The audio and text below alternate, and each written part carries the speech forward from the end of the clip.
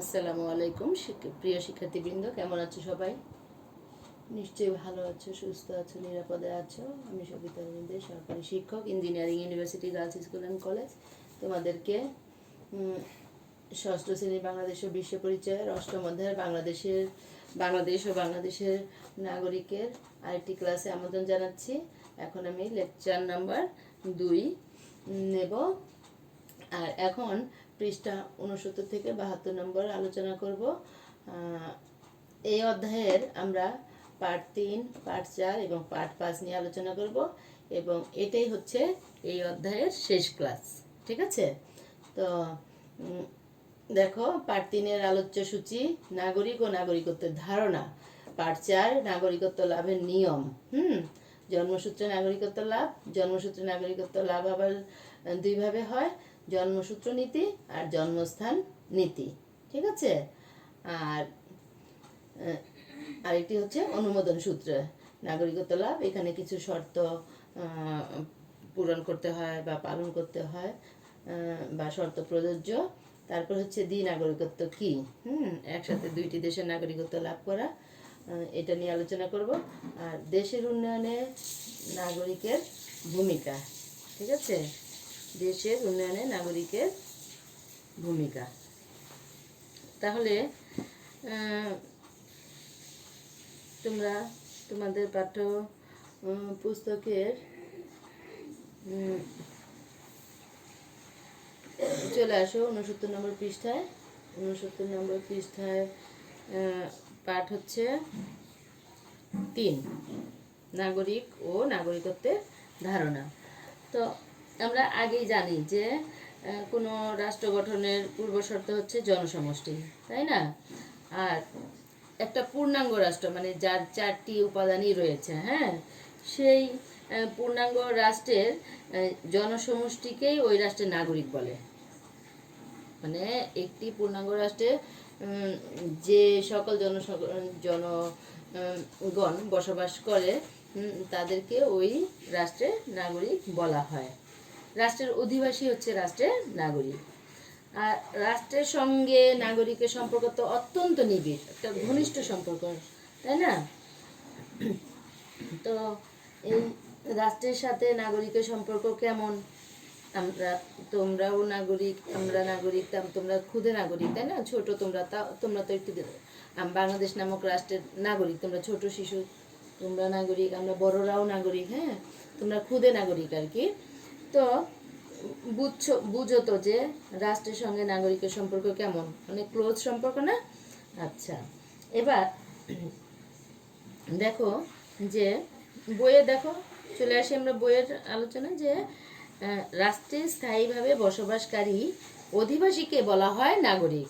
যারা রাষ্ট্রে স্থায়ীভাবে বসবাস করে তাদেরকে বলা হয় নাগরিক। পূর্বে নগরে বসবাসকারীকে নাগরিক বলা হতো। তখন ছোট ছোট নগরকে কেন্দ্র করে গঠিত হতো রাষ্ট্র। এই নগর রাষ্ট্রের অধিবাসীরাই নাগরিক বলে গণ্য হতেন। কিন্তু বর্তমানে নাগরিক ও নাগরিকত্বের ধারণাও বদলে গেছে। এখন রাষ্ট্রের সদস্য হিসেবে যে কোনো ব্যক্তি নাগরিক হিসেবে বিবেচিত হতে পারে। ঠিক আছে? নাগরিক রাষ্ট্রের স্থায়ী বাসিন্দা হবে, রাষ্ট্রের প্রতি অনুগত থাকবে, রাষ্ট্রের কল্যাণ চিন্তা করবে এবং রাষ্ট্র প্রদত্ত সকল সামাজিক ও রাজনৈতিক সুবিধা ভোগ করবে। অর্থাৎ রাষ্ট্রের একজন নাগরিকের একদিকে যেমন রয়েছে সামাজিক ও রাজনৈতিক অধিকার, অন্যদিকে তেমনি রয়েছে রাষ্ট্রের প্রতি তার দায়িত্ব ও কর্তব্য। ঠিক আছে? আচ্ছা, এবার আসো যে এই যে ছকটা দেখো, নাগরিকের 4টি প্রধান বৈশিষ্ট্য। দেখো উপরে রয়েছে রাষ্ট্রের প্রতি আনুগত্য। তাহলে দেখো যে নাগরিকত্ব বলতে বোঝায় যে কি, এই যে বললাম যে রাজনৈতিক অধিকার, রাষ্ট্রের রাজনৈতিক অধিকার, নাগরিক সুবিধা ভোগ করবে, রাষ্ট্রের যে কিছু দায়িত্ব কর্তব্য নাগরিকের উপর অর্পণ করা হবে সেই দায়িত্ব কর্তব্যগুলো পালন করবে। তারপরে হচ্ছে রাষ্ট্রের স্থায়ী বাসিন্দা হবে। তারপরে হচ্ছে রাষ্ট্রের কল্যাণ চিন্তা করবে। তাই না? তারপরে হলো অনুগত থাকবে। তাহলে রাষ্ট্রে নাগরিকের কি কি কাজ? প্রথমে হচ্ছেন রাষ্ট্রের হলো একজন স্থায়ী বাসিন্দা, ঠিক আছে। তারপরে হচ্ছে রাষ্ট্রের আইন, সংবিধান, অন্যান্য নির্দেশ এগুলোর প্রতি আনুগত্য প্রদর্শন করবে, ঠিক আছে। তাহলে আবার দেখো, কিন্তু বর্তমানে নাগরিক ও নাগরিকত্বের ধারণাও বদলে গেছে। এখন রাষ্ট্রের সদস্য হিসেবে যে কোনো ব্যক্তি নাগরিক হিসেবে বিবেচিত হতে পারে। নাগরিক রাষ্ট্রের স্থায়ী বাসিন্দা হবে, রাষ্ট্রের প্রতি অনুগত থাকবে। তো এই যে অনুগত থাকবে, হ্যাঁ, কিসের প্রতি? রাষ্ট্রের আইনের প্রতি, সংবিধানের প্রতি, রাষ্ট্রের অন্যান্য বিধিনিষেধের প্রতি, ঠিক আছে। তারপরে রাষ্ট্রের কল্যাণ চিন্তা করবে। রাষ্ট্রের কল্যাণ চিন্তা করবে, মানে রাষ্ট্র যাতে রাষ্ট্রের উপর অন্য কোনো রাষ্ট্র আক্রমণ করতে না পারে। তারপরে হচ্ছে রাষ্ট্রের নিরাপত্তা নিয়ে সজাগ দৃষ্টি রাখতে হবে। তারপর হচ্ছে স্বাধীনতা সার্বভৌমত্ব যেন অক্ষুণ্ণ থাকে সেদিকে সচেতন থাকতে হবে। হ্যাঁ, আমাদের রাষ্ট্রের কোনো একটি অংশ যেন কেউ কেড়ে নিতে না পারে, ছিনিয়ে নিতে না পারে, সেদিকে সচেতন থাকতে হবে, ঠিক আছে। মানে রাষ্ট্রের কল্যাণ চিন্তা করার মধ্যে এগুলো আসে। তারপরে হচ্ছে রাষ্ট্রের প্রতি অনেক দায়িত্ব কর্তব্য রয়েছে নাগরিকের। এই যে ভোট দান করা, সততার সাথে সুবিবেচনার সাথে যোগ্য নাগরিককে ভোট দিয়ে নির্বাচিত করা। হ্যাঁ, কারণ অযোগ্য যদি লোককে ভোট দেওয়া হয়, দুর্নীতিবাজ প্রার্থীকে যদি ভোট দেওয়া হয়, তাহলে রাষ্ট্রের ক্ষতি হবে। হ্যাঁ, তারপরে কর বা ট্যাক্স খাজনা এগুলো সঠিক সময়ে দিয়ে দেওয়া। তারপরে হচ্ছে এই যে নাগরিকের বিভিন্ন সুযোগ সুবিধা, রাষ্ট্র তো নাগরিককে অনেক সুযোগ সুবিধা দিয়ে থাকে, তাই না? কিন্তু এই নাগরিকেরও শুধু সুযোগ সুবিধা ভোগ করলেই তো হবে না, নাগরিকেরও তো কতগুলো দায়িত্ব কর্তব্য আছে। হ্যাঁ, তাহলে দেখো, নাগরিকের 4টি প্রধান বৈশিষ্ট্য, মানে এই যে দায়িত্ব কর্তব্যের মধ্যে রাষ্ট্রের প্রতি আনুগত্য প্রদর্শন করা। এই আনুগত্যটা প্রদর্শনের কোন দিকে, মানে কোথায় এই আনুগত্য প্রদর্শন করবে? আইনের প্রতি আনুগত্য প্রদর্শন করবে, সংবিধান প্রতি আনুগত্য প্রদর্শন করবে। তারপরে হচ্ছে বিভিন্ন বিধিনিষেধ, অন্যান্য নির্দেশ এগুলোর প্রতি আনুগত্য প্রদর্শন করবে। তারপর হচ্ছে রাষ্ট্রের প্রতি দায়িত্ব কর্তব্য। ওই যে দায়িত্ব কর্তব্য বললাম যে অনেকগুলো দায়িত্ব কর্তব্য আছে। ওই রাষ্ট্রের প্রতি আনুগত্য প্রদর্শন করবে, যে এটাও একটা দায়িত্ব কর্তব্যের মধ্যে পড়ে। হ্যাঁ, তারপর হচ্ছে রাষ্ট্রের নির্দেশ মেনে চলবে। ওই বললাম যে স্বাধীনতার সার্বভৌমত্ব অক্ষুণ্ণ রাখার জন্য সজাগ থাকবে, সচেতন থাকবে। হ্যাঁ, কেউ যাতে আমাদের রাষ্ট্রের বা যে কোনো রাষ্ট্রেরই কোনো একটি অংশ অবৈধভাবে জোর করে কেড়ে নিতে না পারে, ছিনিয়ে নিতে না পারে, সেদিকে খেয়াল রাখতে হবে। তারপরে আরও কি, এই রাষ্ট্রের প্রচলিত অন্যান্য আইনের প্রতি কি থাকবে? যে শ্রদ্ধাশীল থাকবে, আইনের প্রতি শ্রদ্ধা প্রদর্শন করতে হবে। আবার বলছিলাম যে আরও দায়িত্ব কর্তব্য আছে, যে সুনাগরিককে ভোট প্রদান করা, মানে সুযোগ্য একজন প্রার্থীকে ভোট দিয়ে নির্বাচিত করা। হ্যাঁ, অযোগ্য প্রার্থী বা দুর্নীতিবাজ প্রার্থীকে ভোটদান দেওয়া থেকে ভোটদান থেকে বিরত থাকা। তারপর হচ্ছে ট্যাক্স খাজনা এগুলো সঠিক সময়ে প্রদান করা, ঠিক আছে। আবার রাষ্ট্র তো অনেক সময় অনেক কাজ দিয়ে থাকে নাগরিকদের উপর। হ্যাঁ, সেই কাজগুলো সঠিকভাবে সুষ্ঠুভাবে পালন করা, ঠিক আছে। আসলেই আমরা ছোট বড় সবারই কিন্তু রাষ্ট্রের প্রতি দায়িত্ব কর্তব্য রয়েছে। হ্যাঁ, এই যে তোমরা শিশু ছোট, তো রাষ্ট্র কর্তৃক কিন্তু শিশুদেরকে বা আমাদের সুস্থ নাগরিক হিসেবে বেঁচে থাকার জন্য রাষ্ট্র থেকে অনেক সময় প্রতিষেধক, টিকাদান, সুস্থ সবল রাখার জন্য অনেক টিকা প্রদান করা হয় সরকারিভাবে। এগুলা বাবা মার উচিত না সঠিক সময়ে সন্তানদেরকে এই টিকাগুলো দিয়ে আনা। যেমন কৃমির ওষুধ খাওয়ানো হয় এই নির্দিষ্ট সময়ে পরপর, এটাও কিন্তু করানো উচিত, মানে কৃমির ওষুধ খাওয়ানোটা উচিত। এটাও কিন্তু দায়িত্ব কর্তব্যের মধ্যে পড়ে। তারপরে যে তোমরা ছোট ছোট শিশু তোমাদের যে স্কুলে পাঠানো হচ্ছে, এটাও কিন্তু দায়িত্ব কর্তব্য। হ্যাঁ, তো এগুলো তোমাদের লেখার দরকার নেই, কিন্তু জাস্ট আমি তোমাদেরকে বোঝানোর জন্য বলছি যে দায়িত্ব কর্তব্য। এই যে পয়েন্টগুলো পড়লা, যে রাষ্ট্রের প্রতি আনুগত্য, তারপরে রাষ্ট্রের প্রতি দায়িত্ব কর্তব্য, কী কী দায়িত্ব কর্তব্য, এটা তোমাদের লেখার দরকার নেই, জাস্ট আর কি জানো, জানার জন্য। তারপর রাষ্ট্র থেকে রাজনৈতিক ও সামাজিক অধিকার লাভ। এবার হচ্ছে রাষ্ট্রের স্থায়ী বাসিন্দা, এটা তো বললামই। তাহলে একজন নাগরিক রাষ্ট্রের পরিচয়েই নাগরিকত্ব পায়। বাংলাদেশের নাগরিক হিসাবে আমাদের সকলের নাগরিকত্বের পরিচয় আমরা বাংলাদেশি, আর আমাদের রাষ্ট্র কি? বাংলাদেশ, তাই আমরা বাংলাদেশের নাগরিক। ঠিক আছে? আচ্ছা, এবার আসো নাগরিক ও বিদেশি। নাগরিক আর বিদেশি কি এক? না। একটি রাষ্ট্রে নিজ দেশের অধিবাসী ছাড়া ভিন্ন দেশের অনেক লোকও বাস করে। হ্যাঁ, তো শিক্ষা, ব্যবসা বাণিজ্য, চাকরি ইত্যাদি নানা কারণে তারা অবস্থান করে। এরা বিদেশি হিসেবে পরিচিত, তবে তারা স্থায়ীভাবে বসবাস করে না। বিদেশে বসবাসকারী রাষ্ট্রের প্রতি আনুগত্য পোষণ করে না, কেবল বসবাসকারী রাষ্ট্রের অভ্যন্তরে সামাজিক অধিকার ভোগ করবে, কিন্তু তারা বিদেশে বসবাসকারী দেশের সরকারের কিংবা রাষ্ট্রের কোনো রাজনৈতিক অধিকার ভোগ করতে পারবে না। তাই বিদেশিরা রাষ্ট্রের নাগরিক নয়। ঠিক আছে?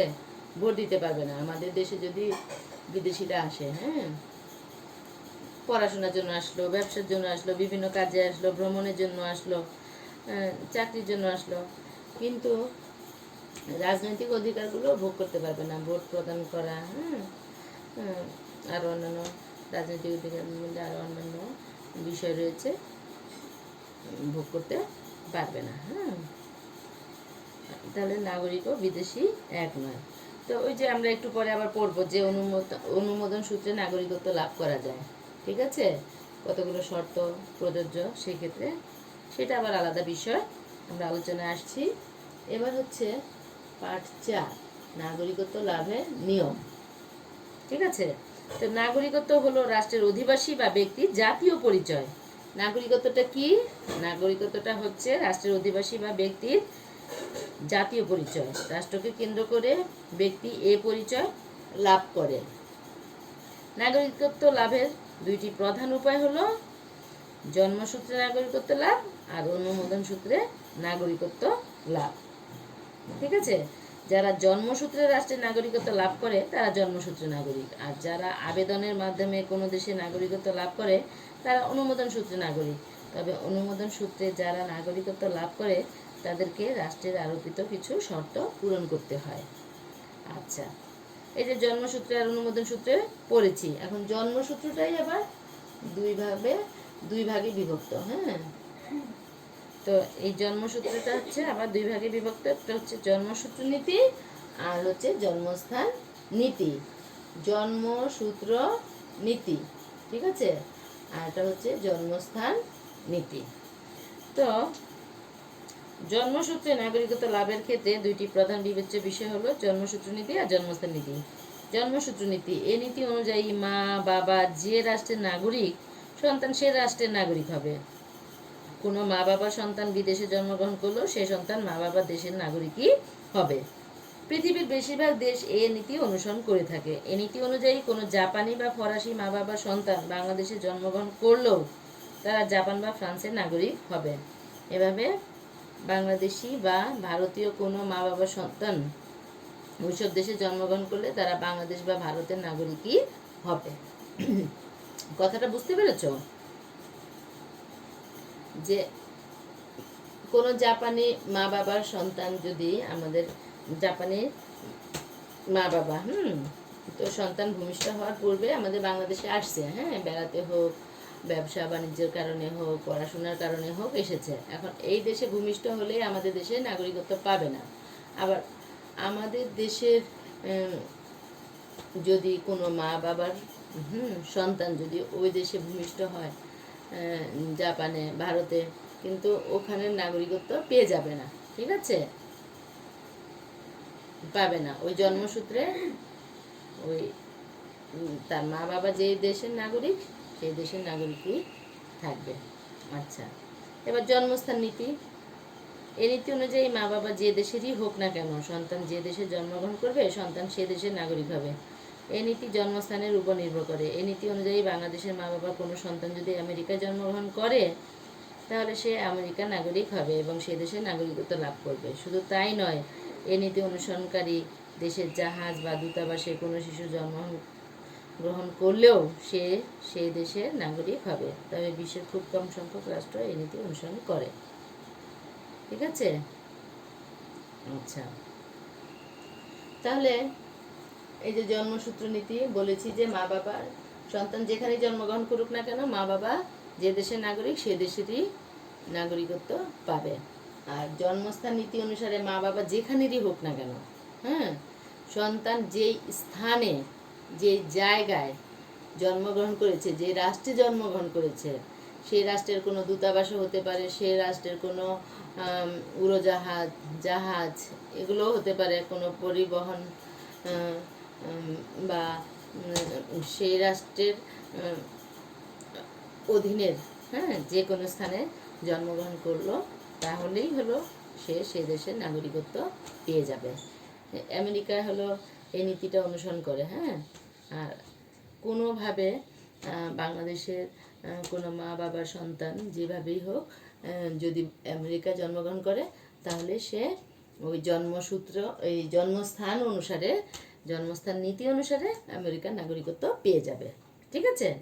আচ্ছা, এরপরে আসো অনুমোদন সূত্রে নাগরিকত্ব লাভ। অনুমোদন সূত্রে নাগরিকত্ব লাভ আমি আগেই বলেছি যে এখানে কিছু শর্ত পূরণ করতে হয়। শর্তগুলো কি কি আমরা একটু পরে জানবো। তাহলে চলে আসো আমরা অনুমোদন সূত্রে নাগরিকত্ব লাভ এই পয়েন্টে আলোচনা করি। এই পয়েন্টে আমরা দেখো, এই পদ্ধতিতে এক দেশের নাগরিককে অন্য দেশের নাগরিক হওয়ার জন্য আবেদন করতে হয়।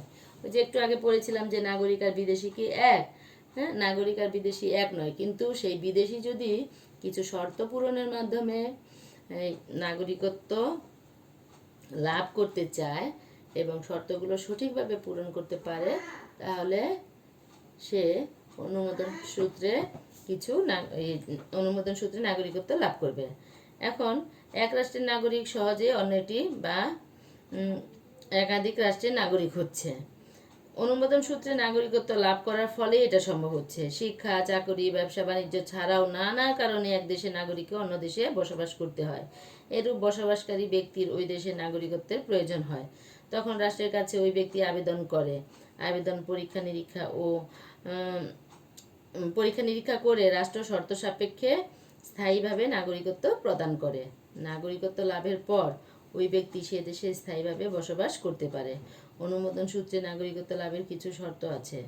কোনো ব্যক্তি অনুমোদন সূত্রে কোনো রাষ্ট্রের নাগরিকত্ব লাভ করবে যদি সে ওই রাষ্ট্রের কোনো নাগরিককে বিয়ে করে, ওই রাষ্ট্রের সম্পত্তি ক্রয় করে, ওই রাষ্ট্রে দীর্ঘদিন ধরে বসবাস করে, ওই রাষ্ট্রে চাকরিরত হয়, তারপরে হচ্ছে ওই রাষ্ট্রের ভাষা জানে, ওই রাষ্ট্রের সেনাবাহিনীতে চাকরি গ্রহণ করে, ভালো চরিত্রের অধিকারী হয়, তার চরিত্রে যদি কোনো ত্রুটি বিচ্যুতি ধরা না পড়ে, তার যদি কোনো অভিযোগ না থাকে, হ্যাঁ, তারপরে হচ্ছে দুর্নীতিগ্রস্ত যদি না হয়, কোনো অপরাধী যেন যদি না হয়, তারপর হচ্ছে উন্নততর দক্ষতার অধিকারী যদি হয়, রাজনৈতিক আশ্রয় যদি গ্রহণ করে।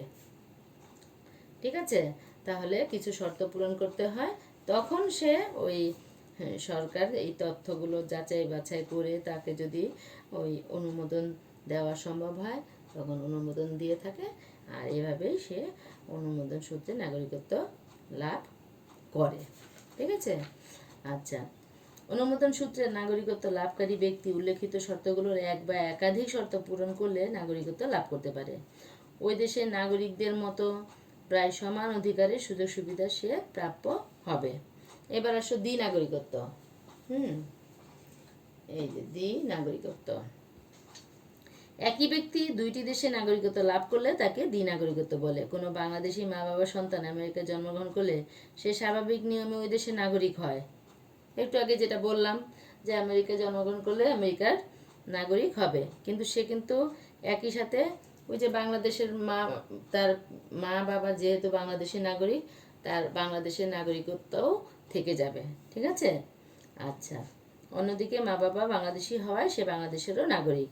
এক্ষেত্রে সে প্রাপ্তবয়স্ক হলে ইচ্ছা করলে যে কোনো একটি রাষ্ট্রের নাগরিকত্বও গ্রহণ করতে পারে, আবার ইচ্ছা করলে সে দুইটি রাষ্ট্রেরই নাগরিকত্ব রাখতে পারে। ঠিক আছে? এবার আসো পাঠ 5, দেশের উন্নয়নে নাগরিকের ভূমিকা। রাষ্ট্রের সাথে নাগরিকের সম্পর্ক অবিচ্ছেদ্য। রাষ্ট্র আছে বলেই সেখানে নাগরিক আছে, আবার নাগরিক ছাড়া রাষ্ট্রের অস্তিত্ব চিন্তাই করা যায় না। কোনো নাগরিক রাষ্ট্রের প্রতি দায়িত্ব কর্তব্য পালনে আন্তরিক হলে সে সুনাগরিক বলে বিবেচিত হয়। তার দ্বারা দেশের অধিক উন্নয়ন সাধন হয়। একজন সুনাগরিক বুদ্ধিমান, বিবেকবান এবং আত্মসংযমী। দেখো এখানে কিন্তু একটা গুরুত্বপূর্ণ পয়েন্ট, সুনাগরিকের দেখো সুনাগরিকের গুণাবলীর মধ্যে আছে কি? বুদ্ধিমান, বিবেকবান এবং আত্মসংযমী হবে, এবং নিবেদিত হয়ে রাষ্ট্রের উন্নয়নে গুরুত্বপূর্ণ ভূমিকা পালন করে। তবে সকল নাগরিকই সুনাগরিকের গুণ অর্জন করতে পারে না। সকল নাগরিকই সুনাগরিকের গুণ অর্জন করতে পারে না। কাজে বলা যায় রাষ্ট্রের সকল নাগরিক সুনাগরিক না হলেও সকল সুনাগরিকই নাগরিক। মানে সকল নাগরিকই সুনাগরিক না, তবে সকল সুনাগরিকই হচ্ছে নাগরিক। বিবেক, বুদ্ধি, আত্মসংযম যার আছে সেই হলো সুনাগরিক। আর সুনাগরিক মানেই নাগরিক, কিন্তু সকল নাগরিকই সুনাগরিক নয়। যদি বুদ্ধি, বিবেক, আত্মসংযম এগুলো যদি যে কোনো একটির কম থাকে তাহলে সে সুনাগরিক হতে পারবে না। এবার দেখো, বাংলাদেশের নাগরিক হিসেবে আমরা রাষ্ট্রের কাছ থেকে নানা অধিকার ভোগ করি। বিনিময়ে নাগরিক হিসেবে রাষ্ট্রের প্রতি আমাদেরও বেশ কিছু গুরুত্বপূর্ণ দায়িত্ব ও কর্তব্য রয়েছে। যেমন রাষ্ট্র প্রদত্ত শিক্ষা লাভ, রাষ্ট্রের প্রতি অনুগত থাকা, আইন মেনে চলা, নিয়মিত কর প্রদান করা, ভোট প্রদান করা, রাষ্ট্রীয় সম্পদের সুরক্ষা ও সদ্ব্যবহার করা ইত্যাদি। দেশের উন্নয়নের জন্য আমাদের এসব দায়িত্ব কর্তব্য পালন করতে হবে। ওকে? আধুনিক রাষ্ট্রে নাগরিকের ভূমিকা খুবই গুরুত্বপূর্ণ। আধুনিক গণতান্ত্রিক রাষ্ট্রে জনগণই সকল রাষ্ট্রীয় ক্ষমতার মালিক। কেননা গণতান্ত্রিক রাষ্ট্রে জনগণ ভোট দিয়ে একটি দলকে নির্দিষ্ট সময়ের জন্য সরকার গঠনে সহায়তা করে। সরকার যদি দেশের জন্য কল্যাণকর নয় এমন কোনো কাজ করে সরকার যদি দেশের জন্য কল্যাণকর নয় এমন কোনো কাজ করে তাহলে জনগণই পরবর্তী সময়ে ওই দলকে আর ভোট দেয় না। রাষ্ট্রের শাসন পরিচালনা, সুশাসন প্রতিষ্ঠা ও উন্নয়ন সহ সব কিছুই তাই নির্ভর করে নাগরিকের সততা, দক্ষতা তথা নাগরিক হিসেবে যথাযথ ভূমিকা পালনের উপর। তাহলে দেশের উন্নয়নের দায়িত্ব কেবল সরকারের একার নয়, নাগরিকদেরও নিজেদের দায়িত্ব সঠিকভাবে পালন করতে হবে। তাহলেই দেশ দ্রুত উন্নতির দিকে এগিয়ে যাবে। তাহলে ছোট্ট বন্ধুরা, আজকে তোমাদের পাঠ বা আলোচ্যসূচি এইটুকুই ছিল। এরই সাথে আমাদের এই অধ্যায়টি শেষ হয়ে গেল। আশা করি তোমরা অধ্যায়টি মনোযোগ সহকারে পড়বে, আর আগের ক্লাসে যে বাড়ির কাজটি দিয়েছি সেটাও করবে। সাথে এখনও তোমাদের বাড়ির কাজ দিচ্ছি। বাড়ির কাজ হচ্ছে অনুশীলনীর প্রশ্ন। ঠিক আছে? 1 নম্বর অনুশীলনীর সৃজনশীল প্রশ্নটা 1 নাম্বার পড়বে, আর 2 নাম্বারটা HW করে রাখবে। দুইটাই কিন্তু বাড়ির কাজ, একটি পড়া আর একটি লেখা। লিখবে যেটি সেটিও পড়বে, আর যেটা পড়বে সেটাও তুমি লিখবে, কিন্তু বাড়ির কাজ হিসাবে আমাকে 2 নম্বরের প্রশ্নটি দেখাবে। ঠিক আছে? তাহলে সবাই ভালো থেকো, সুস্থ থেকো। পরবর্তী ক্লাসে দেখা হবে ইনশাল্লাহ। খুদা হাফেজ।